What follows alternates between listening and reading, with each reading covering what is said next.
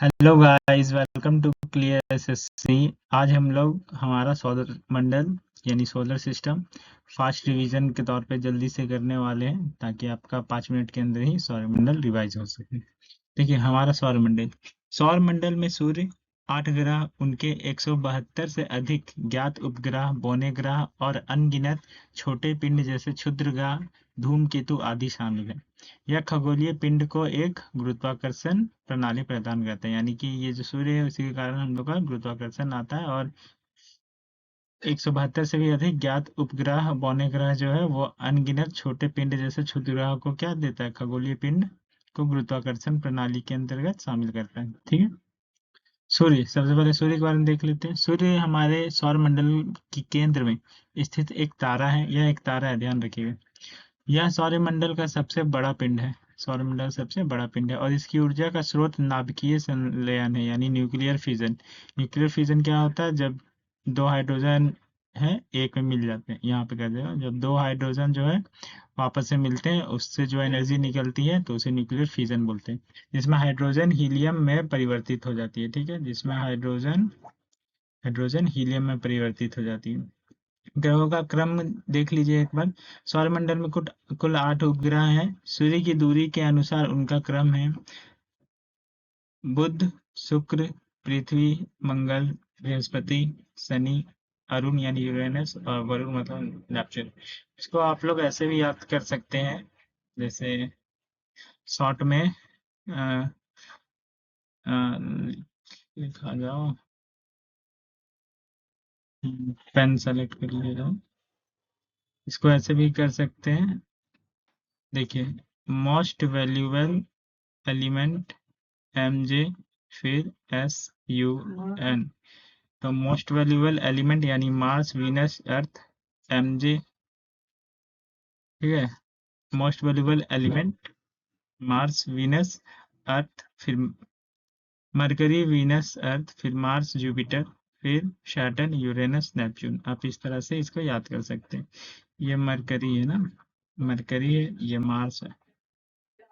ठीक है, तो हम लोग नेक्स्ट आगे की ओर देखते हैं। ग्रह का क्रम भी देख लिए, ग्रहों के प्रकार देख लेते हैं कि ये आंतरिक या स्थलीय ग्रह, इनर प्लैनेट्स किनको कहते हैं, तो ये आप लोग देख लीजिए, इनर प्लैनेट्स किनको कहते हैं। तो बुध, शुक्र और पृथ्वी को इनर प्लैनेट्स कहते हैं, और मंगल को, यानी चार जो ग्रह हैं ये इनर प्लैनेट है। ये चट्टानों और धातुओं से बने होते हैं। ठीक है, किन से बने होते हैं? चट्टानों और धातुओं से बने होते हैं और आकार में छोटे होते हैं। बाहरी या गैसीय ग्रह जिसे आउटर प्लैनेट कहते हैं। आउटर प्लैनेट क्या क्या हो गया? बृहस्पति, शनि, अरुण और वरुण। इन चारों को आउटर प्लैनेट कहते हैं। ये मुख्य रूप से गैस के विशाल पिंड है और इनके चारों ओर रिंग्स पाए जाते हैं। क्या पाए जाते हैं? रिंग्स, जिन्हें वलय कहते हैं। देखिए यहाँ पे सबसे छोटा ग्रह कौन है? बुध यानी मरकरी है। ठीक है, सबसे बड़ा ग्रह बृहस्पति यानी जुपिटर है। नीला ग्रह पृथ्वी को बोला जाता है, जो कि अर्थ, पानी की उपस्थिति के कारण ये नीला दिखता है। लाल ग्रह जो है वो मंगल है, आयरन ऑक्साइड की उपस्थिति के कारण होता है। सबसे गर्म ग्रह को शुक्र को सबसे गर्म ग्रह कहते हैं। मरकरी सूर्य के सबसे नजदीक है, लेकिन सबसे ज्यादा गर्म शुक्र है, क्योंकि यहाँ पे CO2 बहुत ज्यादा है, जिसके कारण हीट जो है आती है अंदर इसके और बाहर नहीं निकल पाती। इस वजह से शुक्र जो है वो सबसे गर्म ग्रह बन जाता है, कार्बन डाइऑक्साइड की वजह से, घने वायुमंडल के कारण। वही मैं जो अभी बता रहा था। सबसे ठंडा ग्रह जो है वो वरुण है, जिसे नेपच्यून कहते हैं। पृथ्वी की जुड़वा बहन शुक्र को कहा जाता है। आकार और द्रव्यमान में लगभग पृथ्वी के समान होने के कारण कहा जाता है जुड़वा बहन। भोर का तारा भी बोला जाता है और सांझ का तारा भी शुक्र को बोला जाता है, क्योंकि यह सूर्योदय से पहले और सूर्यास्त के बाद आकाश में दिखाई देता है। ठीक है, क्यों बोला जाता है भोर और शाम का तारा, बता दिया गया।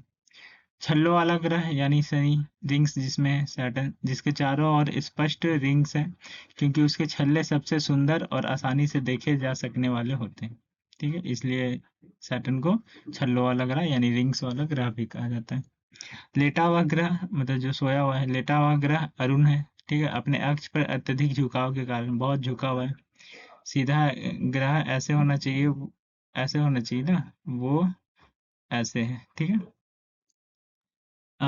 एस्ट्रॉयड बेल्ट या छोटे छोटे छोटे चट्टानी पिंडों की एक पट्टी है जो मुख्य रूप से मंगल और बृहस्पति की कक्षाओं के बीच पाई जाती है।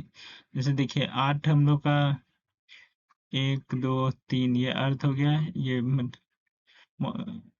हो गया, और फिर ये 1 2 3 4 ऐसे चार चार ग्रह हम लोग बांट दिए, तो यहाँ पर जो है एस्ट्रॉयड बेल्ट पाया जाता है। ठीक है, किसके किसके बीच है? Jupiter and Mars. यहाँ पे मार्स है और यहाँ पे जुपिटर है। ठीक है,